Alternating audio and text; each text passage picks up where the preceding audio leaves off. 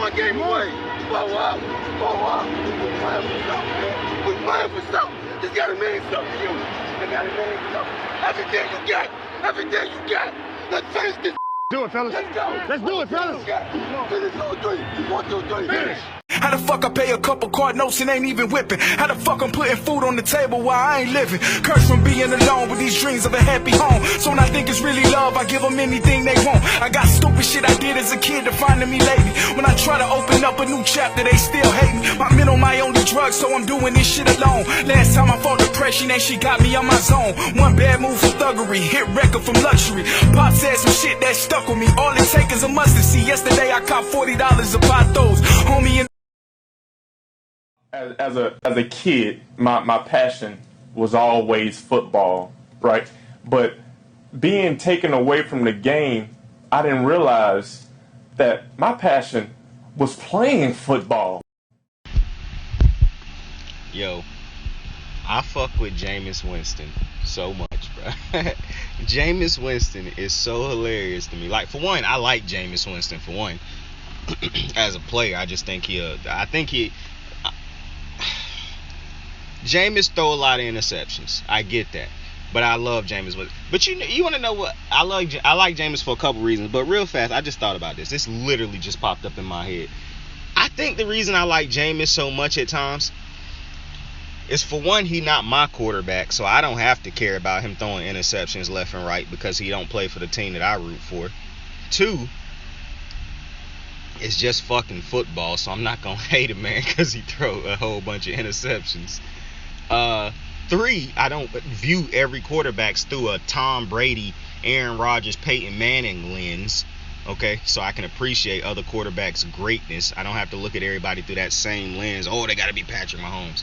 No, if that was the case, then I would have never been a Josh Allen, Lamar Jackson fan. Which I've been a fan of both of those two dudes before they became. Well, Lamar I became a fan of finally in his second season, because I had to get over my Joe Flacco fandom because the man won us a Super Bowl.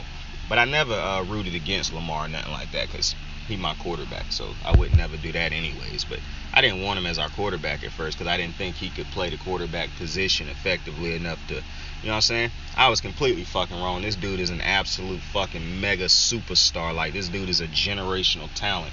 I couldn't even imagine my team without Lamar Jackson. Now, it's kind of funny because now I don't want Lamar Jackson to ever leave, but I appreciate it if he leave, if the Baltimore Ravens don't put talent around him. I don't want him being in Baltimore, stuck in Baltimore, going through what all these other dudes who played for Baltimore went through. I want him to play for an organization that's willing to go out there and get him some weapons.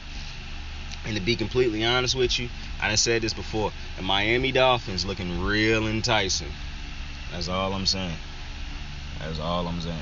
But I used to look at, growing up when I was watching football, I used to watch the Buffalo Bills. The Buffalo Bills was one of the teams I watched. And they had a dude named Ryan Fitzpatrick, and he just retired. And we haven't been talking about football in like a couple months. So I didn't even bring up the fact that Ryan Fitzpatrick retired, and I probably would have forgot about it when I got back to the football. And we getting back to football in a couple days, weeks. Don't hold me to it. But I watched Ryan Fitzpatrick play for the Dolphins, not the Dolphins, for the Bills, right? And he was not the Ryan Fitzpatrick he is now as far as like swag and all that shit back then. And this motherfucker was garbage.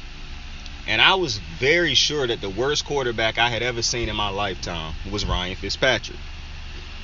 And to this day, I stand by that. Like, but see, back in the day when I was watching, I was like, yo, this dude is garbage, bro. Like, I don't know how this dude is a starting quarterback for an NFL team.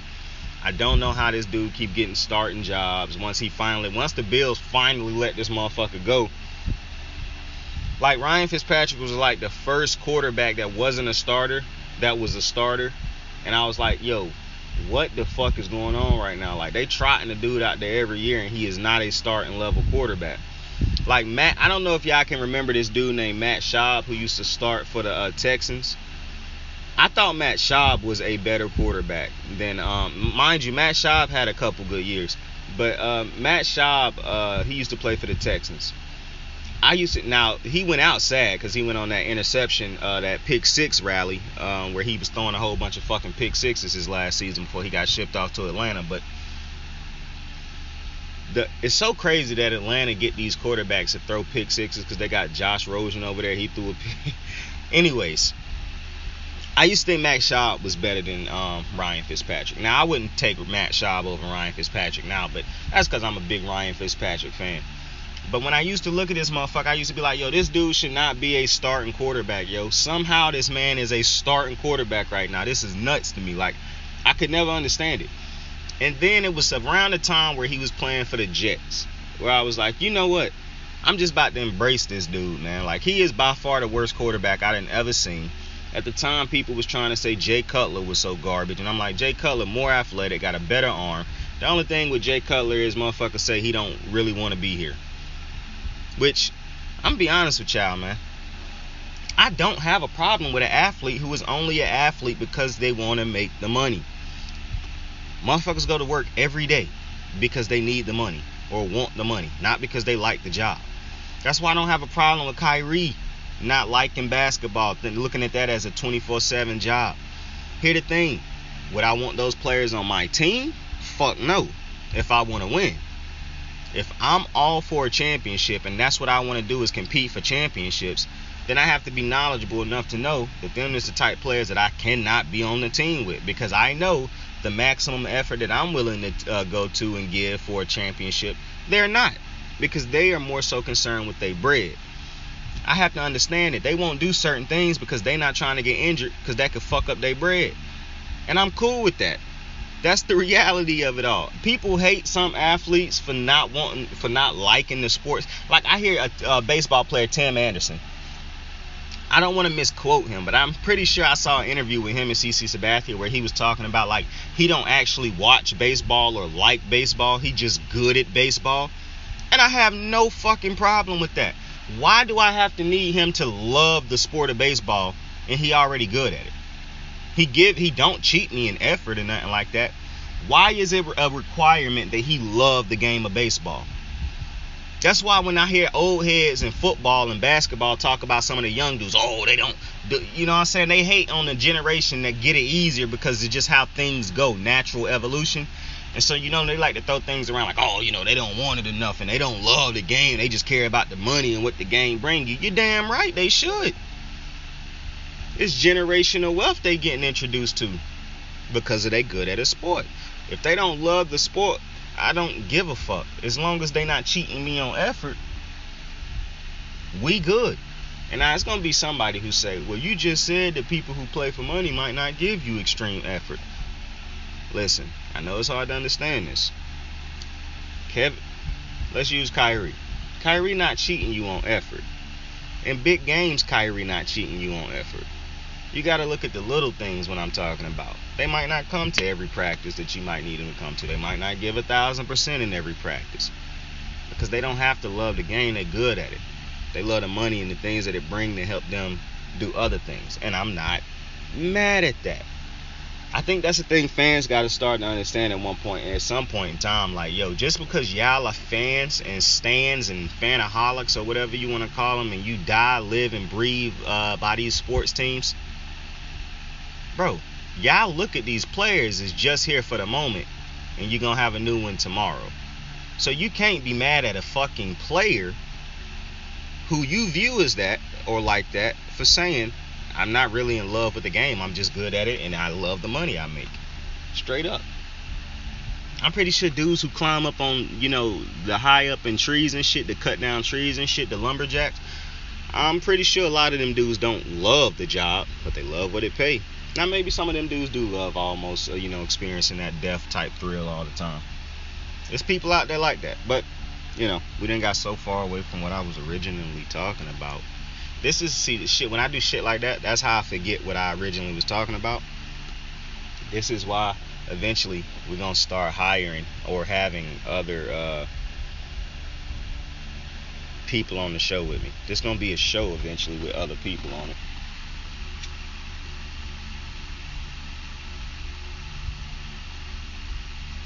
With a set group of people, like the Pat McAfee show, not like one of those podcast type shows where they just interview different random people every day. Like, we might get a chance to interview people and shit like that, but the basis of the show will be with the people who I have on the show. I was thinking the other day, I would love to get work with a woman on the show. Have a woman on the show that's a regular, that actually talks sports and knows sports.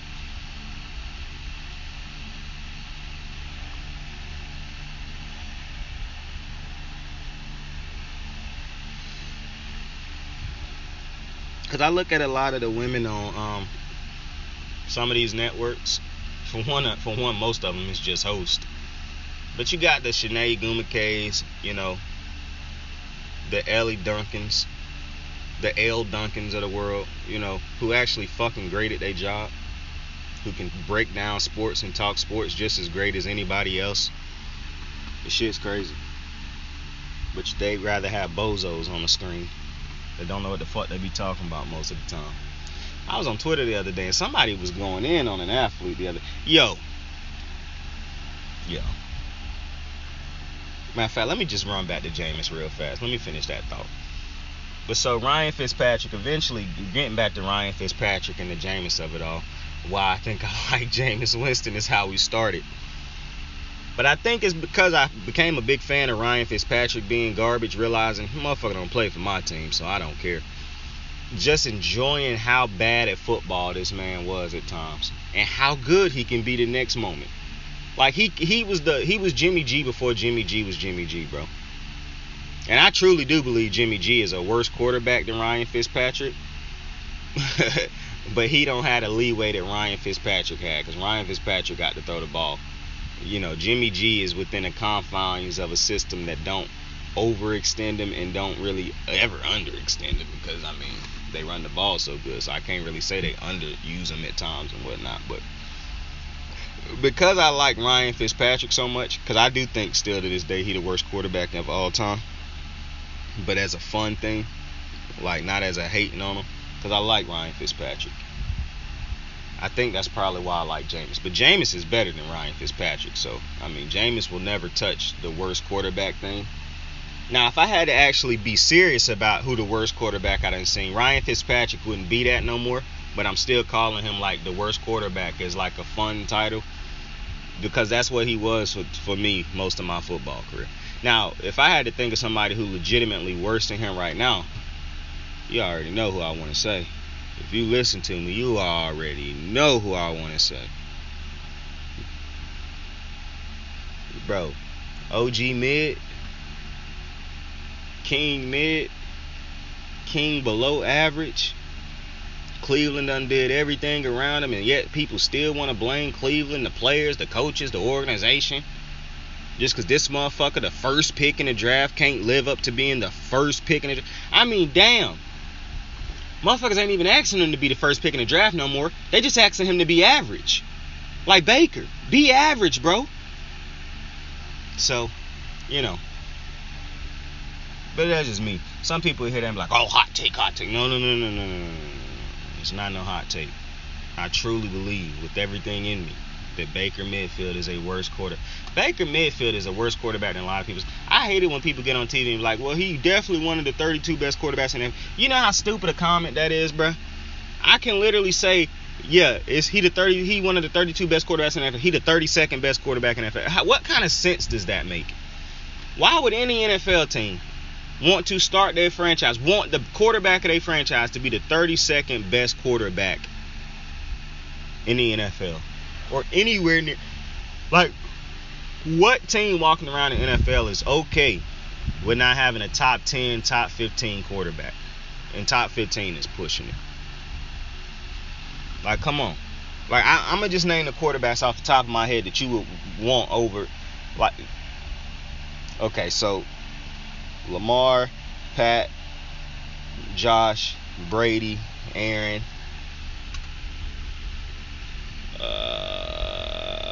Deshaun Watson, if that motherfucker actually play, Matthew Stafford. I'd take Jared Goff over Baker because he's more coachable, even though he is Baker Mayfield, like I done called him all season, was Jared Goff 2.0. But Jared Goff's more coachable, so I'd take him over Baker. Matt Ryan, I obviously would take over Baker. I'd take all the young dudes like, what's my dude for the Bears? I take the dude for the Bears. I can't remember it. Justin Fields. I'm taking him over Baker. I'm taking Trevor Lawrence over Baker. I'm taking Justin Herbert over Baker. I'm taking Joe Burrow over Baker. I'm taking Derek Carr over Baker. Who else we got? Because I done ran through damn near all the fucking teams. I'm taking Jameis Winston over Baker. Who else we got? Now I wouldn't take. This is a tough one. Now this was actually a tough one. Now I'm not taking Baker over Jalen Hurts either, because while Baker Mayfield might actually throw the ball a little bit better than Hurts, even though I don't truly think he throw the ball better than Hurts, I just think Hurts throw a better football than Baker Mayfield. If you watch Baker Mayfield throw the football, he don't have a good looking form or nothing like that. But I would trust him consistently to throw the ball to the check downs and the short routes than I would. Man, I don't know, man. Because I'm going to be honest, I don't want Baker over Jalen Hurts, because Jalen Hurts to me is more coachable, a better leader, and a guy that people want as their quarterback, and I can build around Jalen Hurts. Not only that, Jalen Hurts still have time to improve and whatnot. Baker Mayfield and Jalen Hurts also wasn't the first pick in the draft, and I'm taking Dak Prescott over Baker too, and Carson Wentz. But yeah, I'm not taking Baker over Jalen Hurts. So I take Jalen Hurts over Baker. Who else I'd take over Baker? I done named damn near every football team in the NFL, bro. I wouldn't take Tua over Baker. I'd take Baker over Tua. Tua just haven't shown me enough to be able to take him over Baker. Because really, when you get into some of these quarterbacks like Tua and Baker and what's my man's name? My other Alabama guy, Jalen Hurts. They dink and dunk quarterbacks. So they do a lot of dinking and dunking. Like, they don't really throw the ball deep down the field and shit. Like, they not averaging like 10 yards a pass. They averaging more like 4, 5, 6 yards a pass. I'm taking Mac Jones, speaking of dinking and dunkers. I'm taking Mac Jones over Baker Mayfield. But Mac Jones, I take him over all them motherfuckers I'm talking about right now, because I think I would take Jalen Hurts over all these motherfuckers, because I think Jalen Hurts actually got the highest ceiling if he can get his throwing from the pocket and shit like that way better. But Mac Jones, bro, I done said it before. Mac Jones, his problems did not stem from him. His problems came from coaching. Bill and Josh McDaniels. Those were Mac Jones' biggest problems. And Bill pulling that bullshit in that Bills game on TV that night where he had them hand the ball off that many times. Yeah, like, I still, to this day, I need to, bro, the Patriots gonna have to really turn around the season. I mean, turn around from what they did, that bullshit last season. Like, they're gonna have to really let Mac Jones air that bitch out for me to consider or even believe that Mac Jones should stay with this fucking franchise after they just pulled that bullshit. Like, and I promise you that Robert Kraft didn't go to the top and was like, he didn't come down and talk to Bill about that bullshit. Like, yo, and I know there'll be people out there who like, yo, Mac Jones was a rookie. He don't get no say. Bruh, that is the future of your franchise. That is the dude who at every single second of your franchise of having him, you are supposed to be instilling confidence in him. What fucking lesson is teaching him to turn around and hand the ball off like 40 fucking times a game and not throw it but twice? Like, what lesson is that teaching him? That is demasculating this man on national TV in front of everybody. And because your team won, because of how bad the Bills played on the other side, it was all good. But it was analysts who I saw the next couple days and weeks have a problem with what Bill did.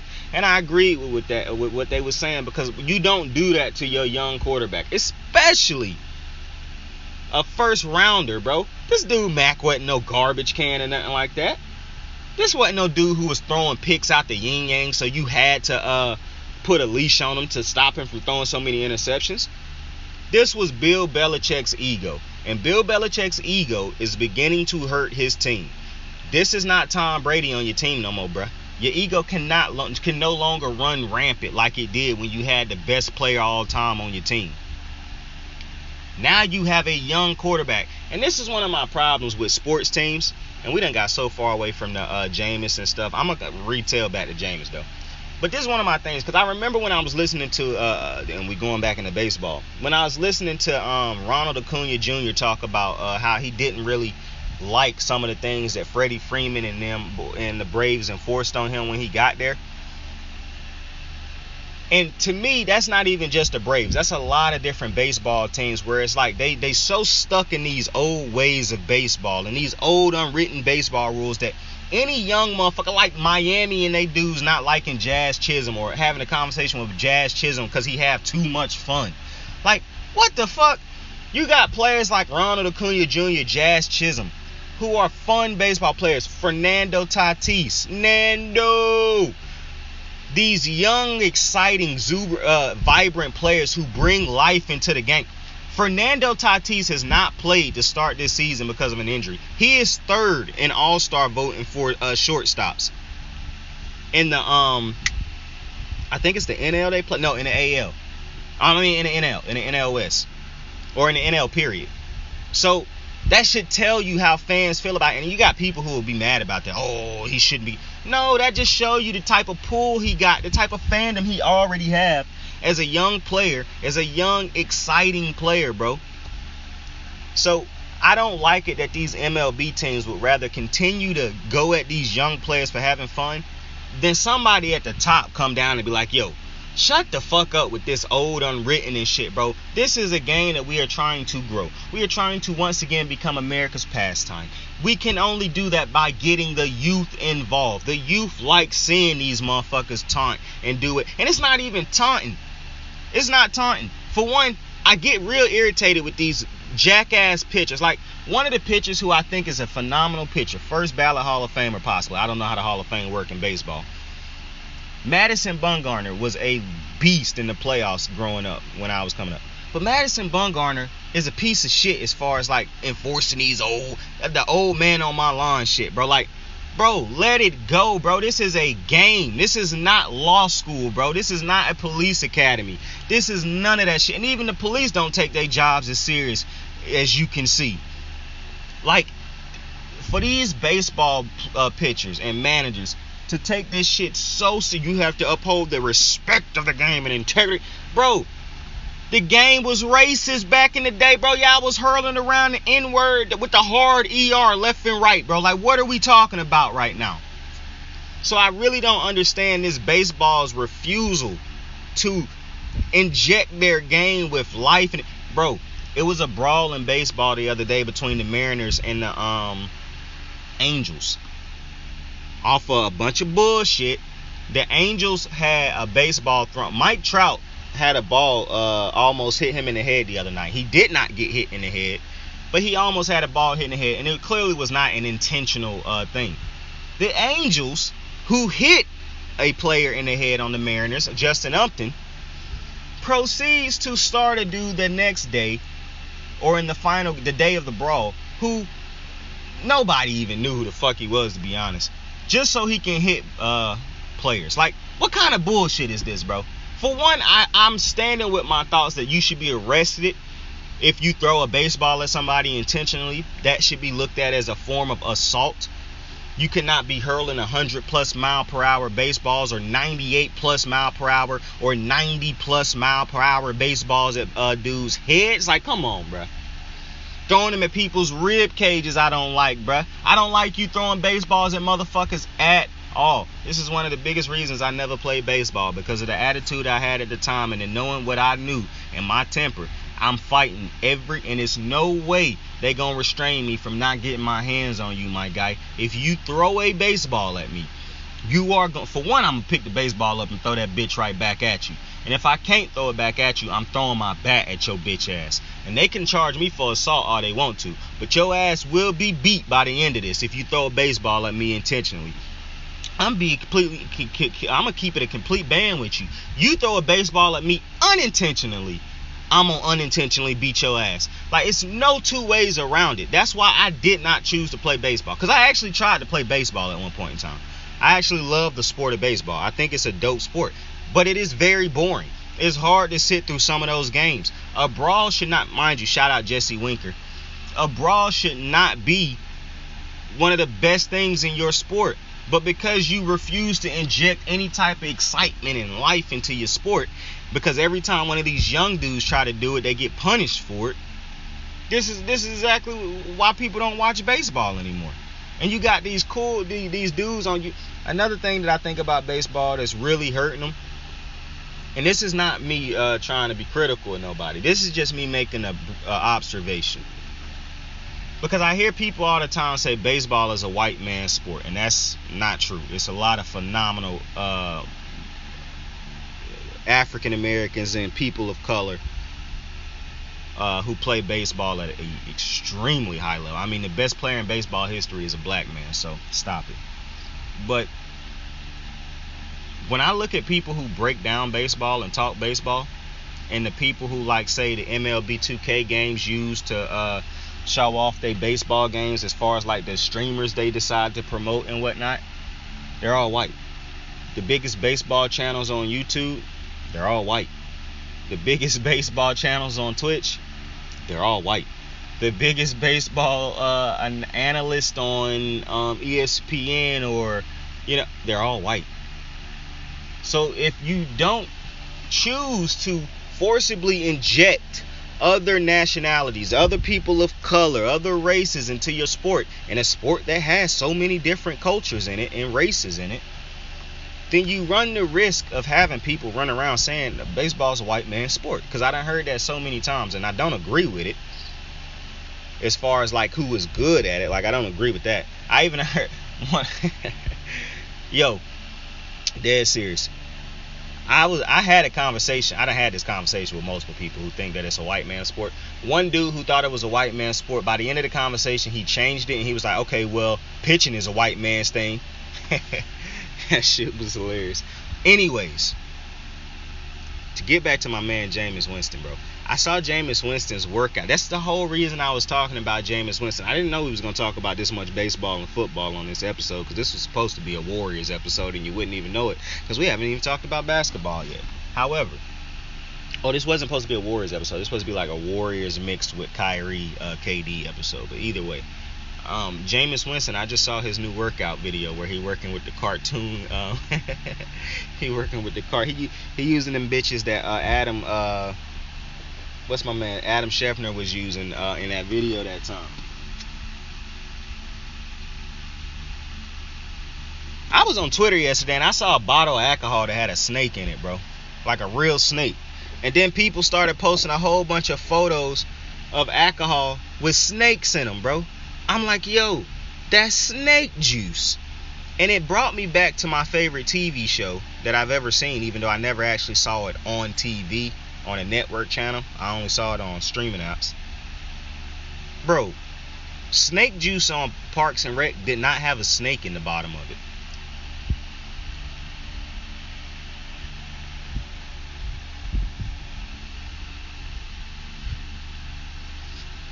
If they knew that it was a such thing as legitimate snake alcohol, or whatever they want to call it, that's got the snake in it at the bottom of it, why wouldn't they just do that for the show?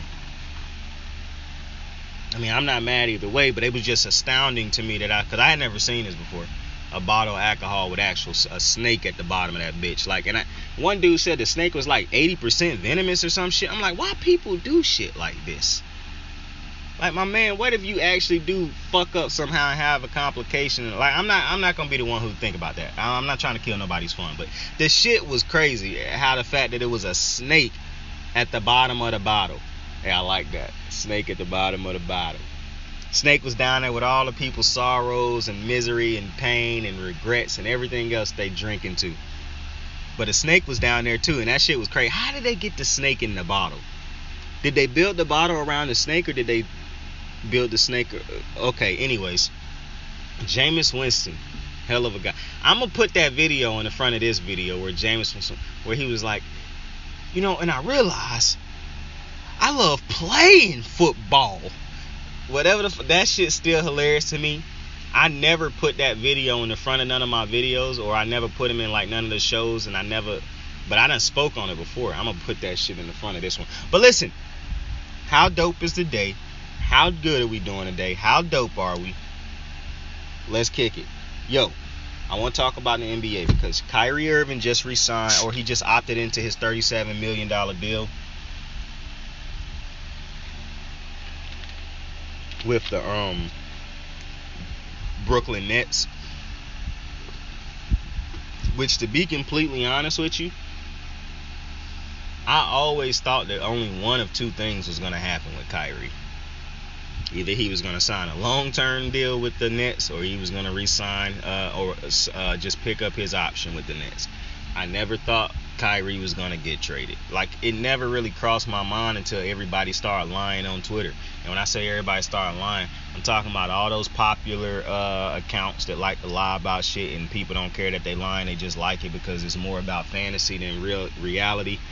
All those Woj coming out with reports that Kyrie and all this shit. I'm like, yo, dead ass. My thoughts was, and they probably wasn't. They probably had, I don't know, bro. I really thought these motherfuckers was lying when they started coming out with all these random reports that Kyrie wanted to ask for a sign and trade, and I maybe they was telling the truth, but I really don't think they was, bro. You telling me no team in the NBA but the Lakers wanted Kyrie? That's just bullshit. That's just bullshit. No team in the NBA was willing to sign and trade Kyrie, but it's players every year that's moved that we think to ourselves, there's no way they're going to be able to get moved. John Wall got moved, and now he is signing with the Clippers after not playing for, 3-4 years? 5 years at this point? Who knows? Russell Westbrook, who everybody loved to shit on that man for some reason, he get moved. And y'all continuously tell me that he can't be moved, and he done been moved about 4-5 times. So, bro, Woj and these dudes, and I just want to point something else out. Look at how Shams reported it, and look at how Woj reported it. And this is exactly what Draymond and Green is talking about with the new media. The Shams tweet was a new media-esque type tweet. But this jackass Woj had to put in, yeah, he just exhausted his options. Nobody wanted him. Like, bro, what was the purpose of you throwing that in there? What do you gain by trying to shit on these players, bruh? You legit could have said he re-signed with this team, and then nobody would have asked you why he re-signed with him, or do you think it's because nobody wanted him? Only ignorant motherfuckers like you and the motherfuckers you work with would have asked those type of ignorant ass questions, bro. So I'm very confused as to why they still. I'm not even confused, bro. I know why they do shit like that, but it's the same reason motherfuckers go at Adam Schefter on how he tweet, and then you get motherfuckers who be confused and shit like that. Even though, like I said, there was a point in time where people was snapping on Adam. I said Adam Cole. Hey, I've been hearing people go at my man's Adam Cole. I don't talk about Adam Cole because, you know, he signed with AEW, and we don't talk about AEW on this bitch. And I really doubt that there will ever be a point in time we talk about AEW on this channel. I just want to go ahead and put that out there. No matter how big we get over time, no matter how big we blow up, no matter how many deals we might get one day, we will never be talking about AEW. I'm just going to go ahead and put that out there. I am too loyal to the soil to WWE. WWE could legitimately curse me out. Shit, like, they could get wind of me and they could send me a hateful message or something like that. They could be like, bro, you better not never use our logo or something like that. And I'm still not going to jump ship and talk about AEW unless they offer me an absorbent amount of money. I am a paper chaser, ladies and gentlemen. Now, if the money's still talking the same and shit like that, and I'm getting paid to talk WWE and I'm making a fine living doing that, I'm not going to do AEW. For one, I'm not going to sit down and listen and look at AEW because I've sat down and watched AEW. As a matter of fact, let me talk about that real fast. I done sat down and watched AEW. I don't think it's a good product. I'm just telling you what I believe. It's a couple things that I don't like. I don't like wrestling that feels super scripted, even though we know that wrestling is scripted. The result should be the only thing that's scripted. Even that could be the only thing that people like, okay, we kind of feel like we know who's going to win this match. Okay, I'm fine with that. Bro, some of these people when they wrestling, and this, to me, AEW got this problem, TNA got this problem, and it's so wild to me that Impact Wrestling has this problem. It used to be called TNA. It's so wild to me that they had this problem in TNA. But it just speaks to the level of talent that they had and have now. That in WWE, when they have some of the lower level, and I don't want to sound disrespectful, but some of the lower level WWE women superstars, like the who I'm thinking of, like the what is her name, Dana Brooks of the worlds. It's not really a lot of the lower level ones who can't really wrestle good no more, who put on bad scripted looking matches. But it even happened with some of the higher ones sometimes, where like they fight in one of the lower level ones, and it might be moments in the matches where you like they clearly just like waiting for the other person to do a move, or like waiting for like this choreographed shit to go through, like, you know what I'm saying? It don't feel fluid. And when I watch AEW, that's one of my biggest problems. Another one of my problems with AEW was the over saturation of that super kick and shit. Because I hated it when the WWE was overdoing it with the super kick. Now they done found the right balance of people who doing a super kick without having every fucking wrestler on the match cards doing a super kick. I thought they was just... And then to me, the wrestling in AEW a lot of times didn't even look good. Like, it just didn't look good. And then it felt like a lot of bad gimmicks. Or a lot of gimmicks that was knockoffs of already famous popular gimmicks from WWE or other wrestling promotions. And then one of my biggest problems with AEW, two of my biggest problems with AEW actually, and one of them probably wasn't even on the AEW people as much as it was their fans. One was they kept signing WWE disgruntled stars. And I don't have a problem with you constantly signing dudes and women and men who want to leave the WWE. My problem is just signing them for them to be a get back basically with the WWE. If they wasn't stars in the WWE and had no type of star potential, I don't understand why you just sign them on up. Like, because that can make people who actually come to your company, who never went to the WWE, who are loyal to the soil to you, look at you like, yo, why the fuck every time I turn around you signing a disgruntled WWE star, and then they making just as much as I'm making over. Like, I'm never gonna be a fan of that type of transaction going on, because I didn't like it when TNA was doing it. However, when TNA started to do it, not only were they taking WWE's like stars that they used to have, like a Kurt Angle, a Booker T, Scott Steiner, they actually used them right. Which again is the difference in competition level that they had at TNA at the time and what they have in Impact right now. But I don't like that. TNA was still building the... Now TNA still did not forget about AJ Styles, Robert Roode, James Storms' of the world once those other dudes came over. Now when Dixie Carter started to go real ham on it, and this feel like a wrestling with Saint type of segment. It felt like when Dixie Carter started to come in later, when they brought in Hulk Hogan and Bischoff, and that's when they started to, go south. That really is when they went south, though, because that's around the time I stopped watching TNA, because I was like, you know what? This shit's trash. They doing AJ Styles completely dirty on this motherfucker. Around the same time AJ Styles left, I left.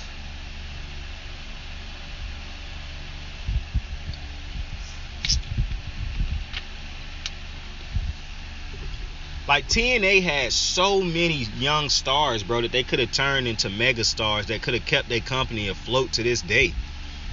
Like, they would have been thriving, not just surviving. Like, they would have, if they could have found a way to just do right by AJ, bro. This is the best wrestler in your company, bro. He should be getting John Cena type treatment in this company. He wasn't. Robert Roode and James Storms could have been what the New Day and the Usos are in the WWE. That's what they should have been in TNA. You had a motherfucker like Matt Morgan continuously be wasted. Matt Morgan, a genetic freak, the blueprint, constantly was wasted with storylines. Do you know how he could have been if WWE would have been able to flip that what he was at the time? And got Matt Morgan in that prime section and was able to use him properly? I don't understand how TNA blew that. Crimson, how you blow that? Like, TNA has so...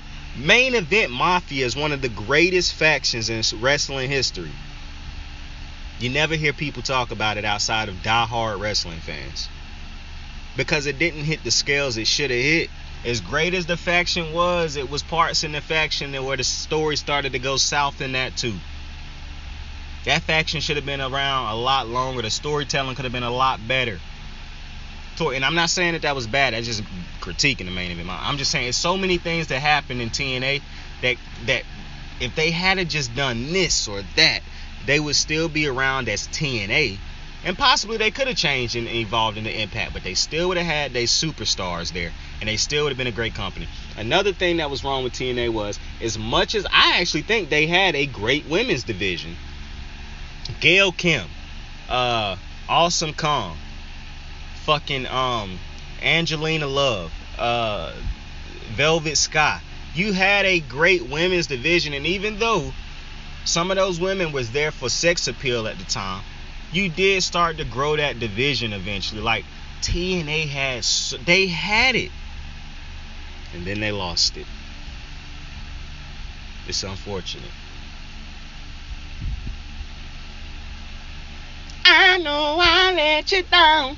I think about it all the time. We could have had it all. We could have had it all. That's TNA. That's TNA. I know I let you down. I think about it. But back to this basketball talk. So Kevin Durant, Kyrie. Kyrie, just like I said, I don't be believing in reports that them people be putting out. I just thought they was doing a bunch of fucking lying. But Kyrie re-signing with the Nets, I'm glad he did that, because if he did not go back to the Nets, then all that shit he was talking about, and I never looked at Kyrie as no hypocrite, but if that motherfucker had to actually re-sign, tried to go to the Lakers to play with LeBron, I would have looked at Kyrie completely different. I would have been like, wait, whoa, brother Kyrie, what are we doing? This is some hypocrisy on a level of which I have never seen, my guy. Like, it was pretty crazy, but he did stay with the Nets. And then, bruh.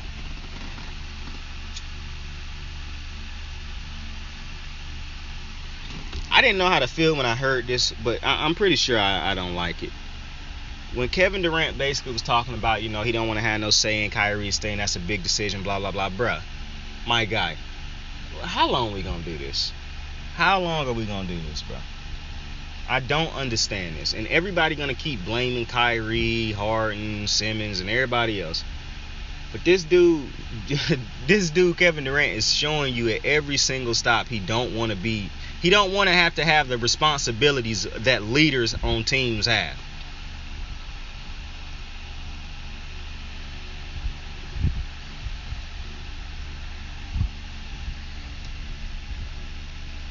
I'm pretty sure Curry got what, 3-4 children at this point, a wife, a whole family. I'm pretty sure he don't want to have to be responsible for the dudes on his team, but the fact of the matter is he the leader that come with the job. LeBron, Cole, Peyton, Tom. I'm pretty sure they would love to have it easier and not have to do all the things that they have to do but that's the thing that come along with being a leader, a winning leader, a leader who can lead his team to a championship.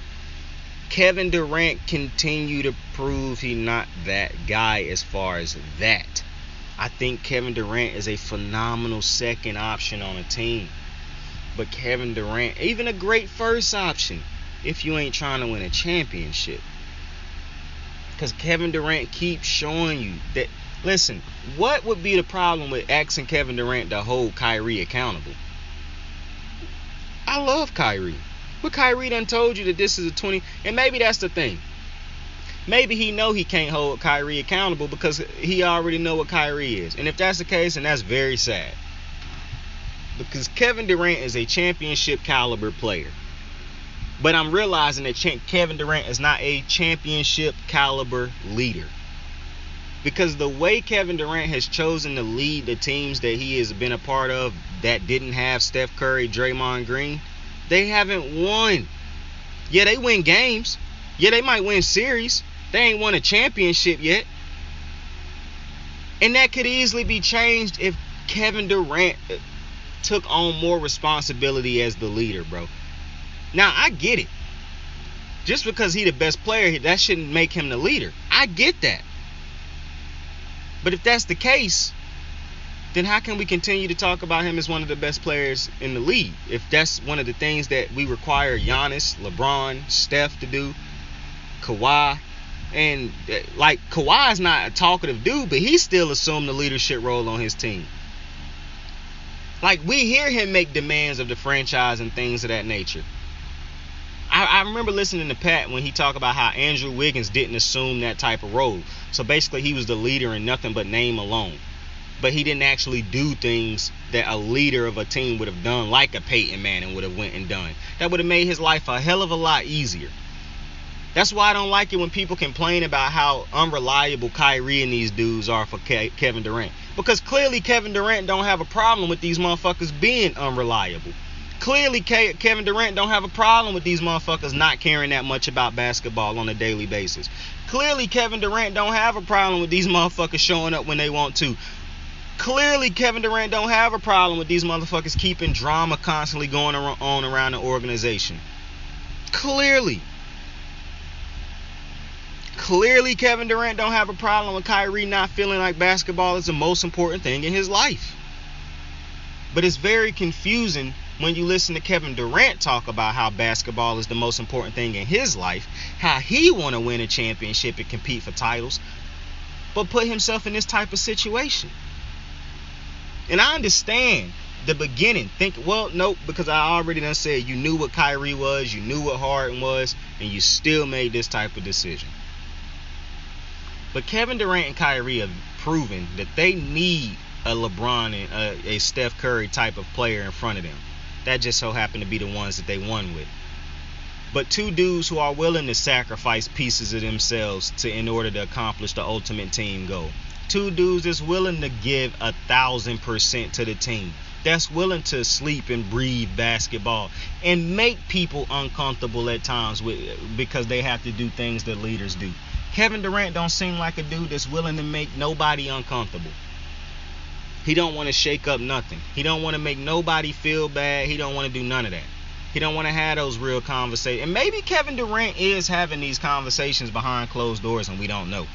That is a very real possibility. I doubt it, just based off of listening to Kevin Durant talk. But like, I mean, my leader just told me that he liked to just sit around and smoke weed and play video games in his off time. I have no problem with that. Unless I want to win a championship. I don't want to hear LeBron James, Steph Curry talk about they sitting around smoking weed and playing a video game. I do shit like that. And I ain't competing for an NBA championship. If that's my goal, I don't want Kevin Durant as my leader. And I'm not trying to take a shot at Kevin Durant because I truly believe Kevin Durant is a great player. But I heard somebody say yesterday that they saw a tweet where it was like, you can put Steph Curry as a top 10 and you can mix it around wherever the fuck you want to. But you better not have Kevin Durant nowhere fucking near Steph Curry in that list. And I agree 1,000%. Because for one, I done said multiple times, I don't understand how you can continue to look at Steph Curry's resume, look at Kevin Durant's resume, and say to yourself, Kevin Durant's the better player all time. What? That makes absolutely no fucking sense. No sense. That's Draymond Green's problem with y'all motherfuckers. You're not looking at the game and analyzing. You're using your biases and you're doing whatever you do in your head to judge games and judge athletes. And people seem to have this problem with Draymond going back at Kendrick Perkins when Kendrick Perkins decided to be disrespectful to Draymond. I don't understand that. Draymond Green done been disrespected by the fans, players, media members for the betterment of 3 years at this point. And now he done started cashing in on them receipts. And everybody's starting to be offended because they didn't know that his disrespect could reach those levels also. That's funny to me. That's very funny to me how people choose to be disrespectful and then when the motherfucker who was being disrespected disrespect back. oh, now it's a problem. See, Kendrick Perkins didn't have no problem when he was getting on TV disrespecting Draymond Green on a regular basis. People like to say, oh, he was just analyzing the game. No. It's a difference between analyzing. We done had this conversation. It's one thing to break down and analyze a game. It's a completely other thing to get on TV and just completely keep holding grudges with Draymond Green and going at this man personally. And once you, Kendrick Perkins, decide to get on an after game show and start taking shots at this man's wife and saying that he only with her because of the money, or she only got with him after his money because your wife got with you when you was broke, my boy, Draymond Green ain't never said nothing about your wife. But I didn't hear Draymond Green come back out and get all up in arms about you taking a shot at him and his wife, because that was hella disrespectful. And I didn't see Draymond respond to that like you responded, did what you did before your daddy at ESPN told you to take that bullshit down. And to all the kids out there on the internet who think, oh yeah, I agree with Kendrick Perkins because Draymond called him a coon. How about you stop getting so wrapped up in this word coon? Because the only reason you would be so wrapped up in this word coon is if you were one. Because no motherfucker that's not a coon got a problem with another motherfucker calling somebody a coon. What you do next is try to figure out why would he be calling him a coon. And like I said before, I cannot remember an instance off the top of my head in which Kendrick Perkins showed me coon moments. But Kendrick Perkins has shown multiple disrespectful moments to Draymond. So I'm not finna get mad at Draymond for disrespecting the motherfucker back. That's just like a motherfucker calling me a bitch and me saying, your mom's a bitch. Oh, you mad because I called your mom's a bitch, but you just called me a bitch. You see how that work? You don't get mad that I disrespected you more than you just disrespected me.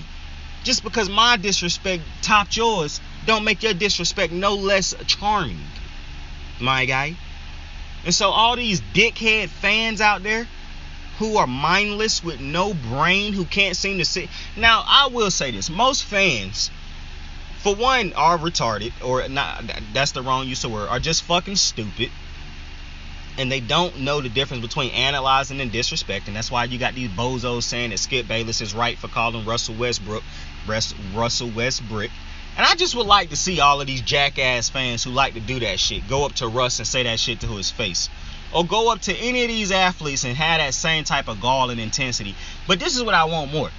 Because what you're doing is saying that you would do that knowing that they couldn't hit you. Sign a waiver so that they can hit you. And then go up and say that in their face. Sign a waiver for them motherfuckers to be able to respond just like a motherfucker on the streets would respond if you went up to them and disrespected them. And then see if you go up to these athletes and be disrespectful. See, what y'all like to do is use these half-ass truths and half-ass logic and half-ass scenarios.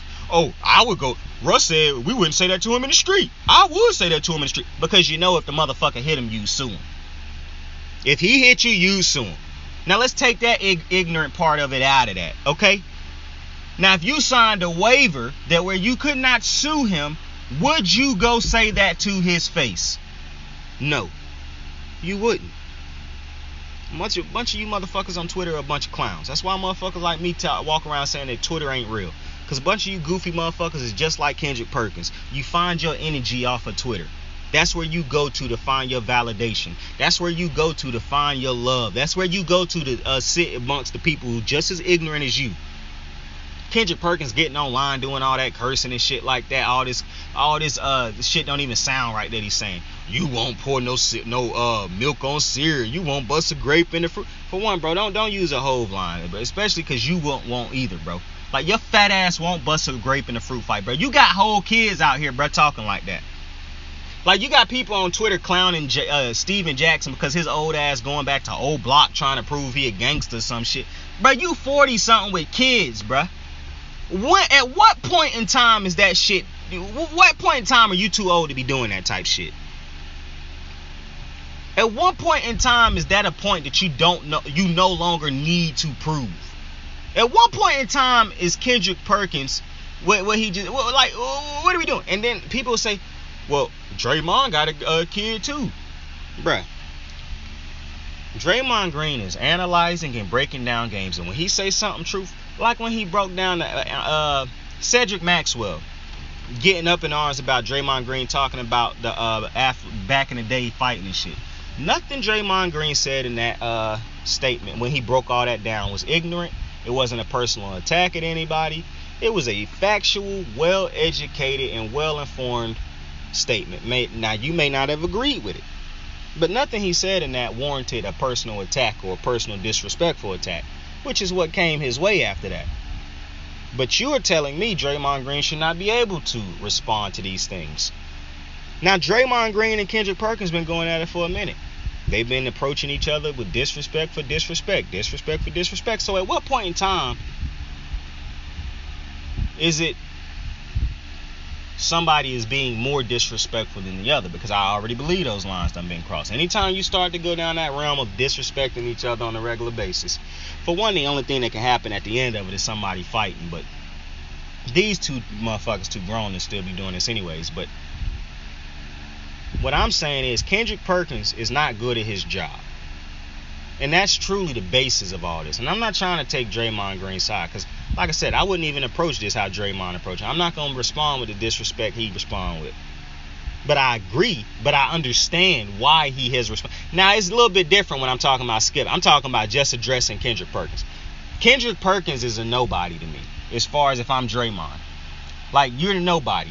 You're doing exactly what I just said, half-assing scenarios and shit like that. You talk about championships, but you don't talk about that you had KG, Paul Pierce, Ray Allen, Rajon Rondo, and that you didn't play the part that you like to say you did.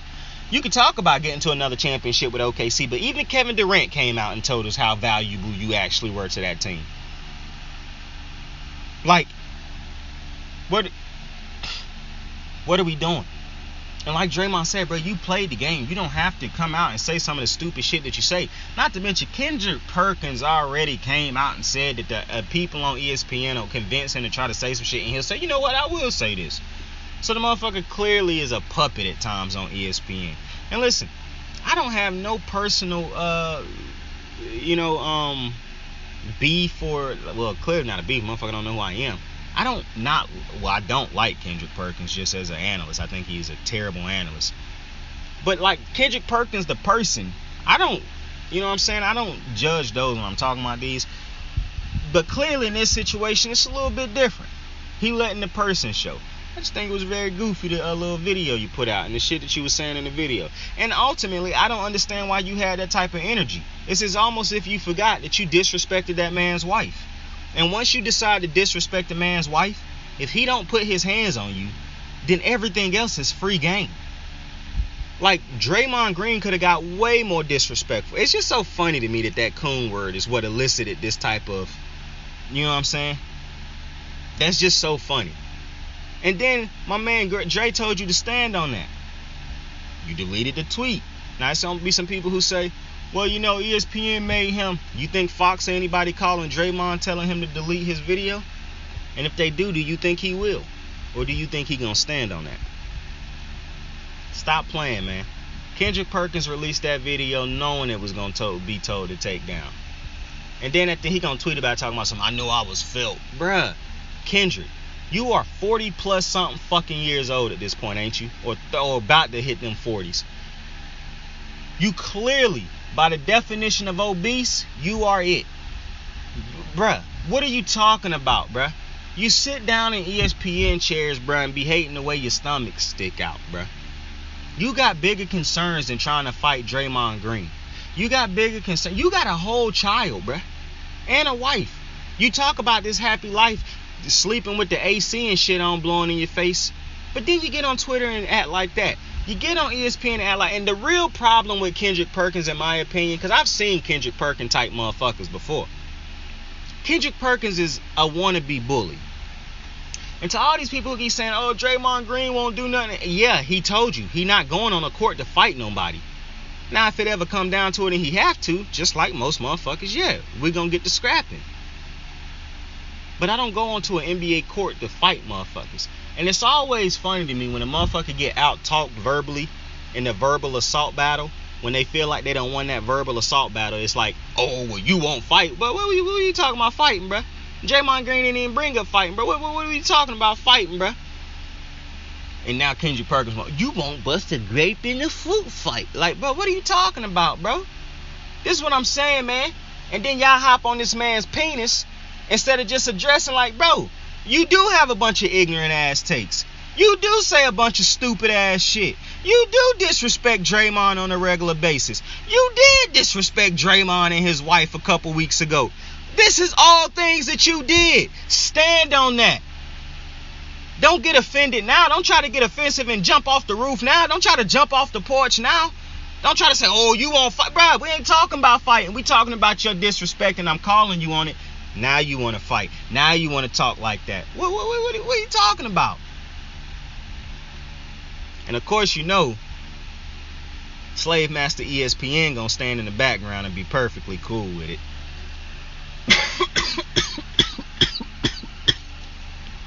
That line might have just got me no future no future deals with ESPN after that line.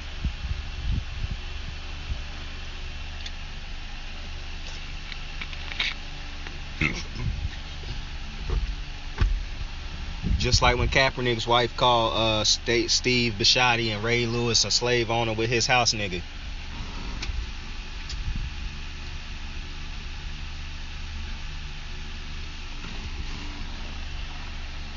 But ESPN, don't do me like that, bro. I'm just speaking my truths.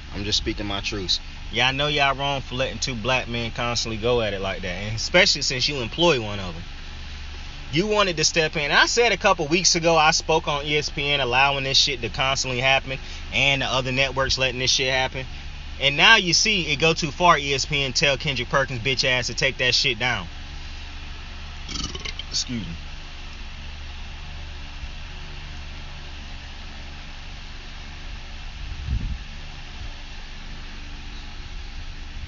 I just want to apologize for saying Kendrick Perkins bitch ass. That was my Warrior fan coming out of me. I don't really mean no harm when I say shit like that. Because I say Draymond Green bitch ass, but no I won't. That's my guy. That's my guy. It's just like when Charles Barkley bitch ass tried to tell Steph Curry that Shaq tell everybody that they his favorite player. Bro, Shaq is on record multiple interviews, multiple times saying Steph his favorite player. That motherfucker Charles Barkley really is a hater, bro. I was listening to an interview a couple days ago with where what's my man's name? Kenny was saying that he agreed with some of the things that Chuck say, but he say he feel like Chuck takes shit too far at times, or he not near, or he just one-sided in his thoughts and stuff. And the more and more I look at Charles Barkley, as hilarious as he is, and I agree with some of his takes too, I do think he have a real archaic type of, and it kind of do feel like it stemmed from jealousy or something at times, or pettiness in the fact that he never won on this type of level, and so he do hold it against athletes, and he not really quick to give them praise at times, and if he praise him, it come with a caveat at times, and it do feel like that, because it is a couple athletes that I feel like he done personally not really giving full respect to it. And I'm not saying that, I just feel like, and some of his opinions on things to me is very just like, what? Like, nah. But because everybody bowed down at the altar of Charles Barkley, because he just say what the fuck he want to, and people think just because he say what he want to and it's funny that it mean it's right too. I think it's smart that it's funny that Kenny done, he can see through that. Like, yeah, it can be funny, but that don't mean it's right. It can sound good, that don't mean it's right. Hey, Kitty, what you say, Kitty? I said, why you never buy a woman a watch? Because it's a clock on the stove. Bad Charles Barkley impression, I know. I don't want to hear it. I don't want to hear it.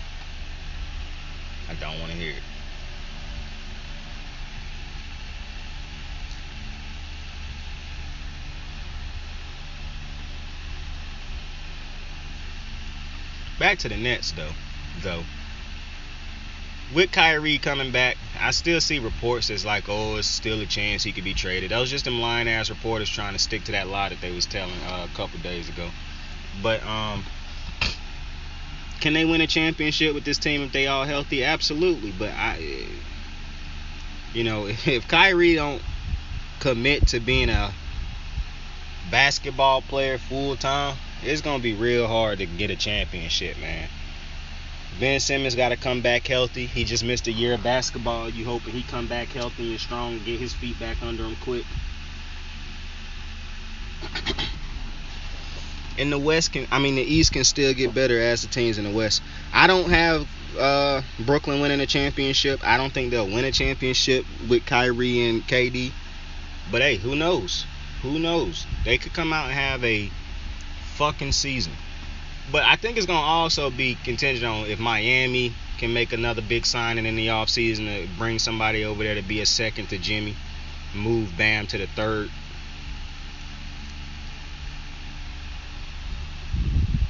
Best player role.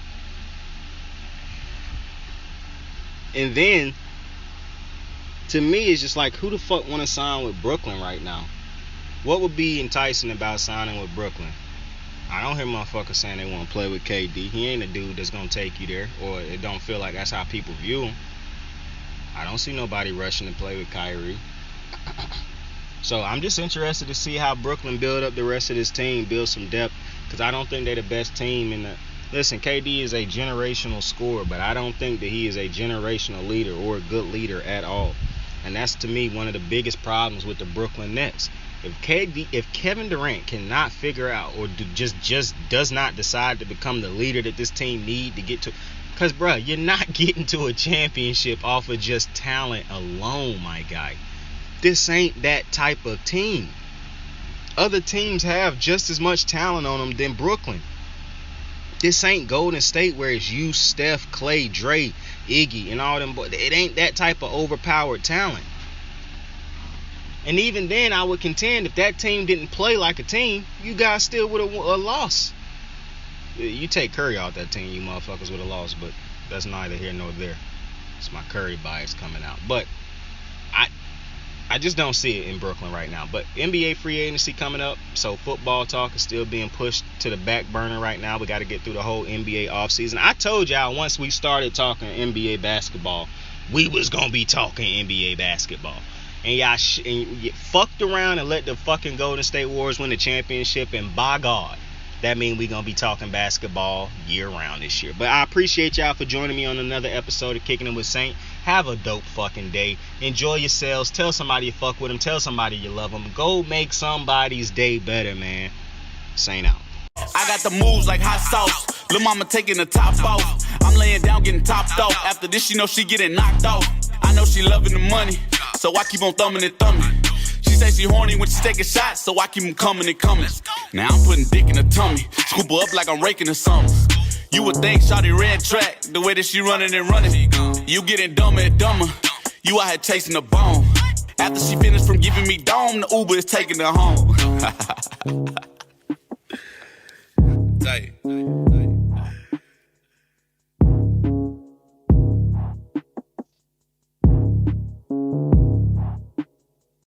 Every so once in a while, you gotta remind yourself. You gotta remind You got a phone.